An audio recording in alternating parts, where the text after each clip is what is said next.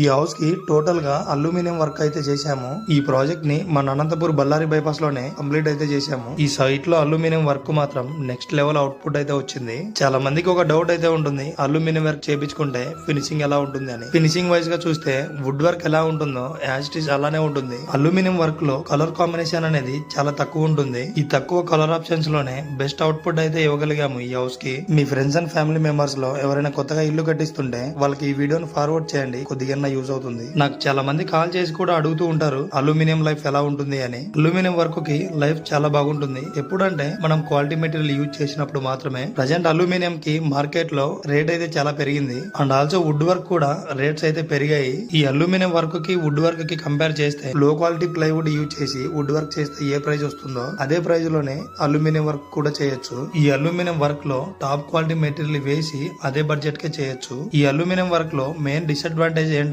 ఈ material soft గా use చేయాలి. వుడ్ వర్క్ ఉన్న స్ట్రెంత్ అండ్ డ్యూరబిలిటీ అల్యూమినియం లో అయితే ఉండదు. టర్మేట్ ఎక్కువ ఉంది అనుకున్న వాళ్ళకి ఇదైతే చాలా బెస్ట్ చాయిస్ అని చెప్పొచ్చు. ఇది ఐరన్ కబోర్డ్స్ కాదు కాబట్టి ఎలాంటి రస్ట్ ఇష్యూ కూడా ఉండదు. రఫ్ గా యూజ్ చేయకుండా నార్మల్ గా యూజ్ చేస్తే వుడ్ వర్క్ కన్నా లైఫ్ ఎక్కువే వస్తుంది. ఇంటీరియర్ వర్క్ గురించి మీకు ఎలాంటి నాలెడ్జ్ కావాలి అనుకున్నా మన ఛానల్ ని ఫాలో అవ్వండి. I'm Pavan Yadav ATP. ఈ అల్యూమినియం వర్క్ ఎలా అనిపించిందో కామెంట్ అయితే చేయండి. Okay, see you in the next video. Follow my channel.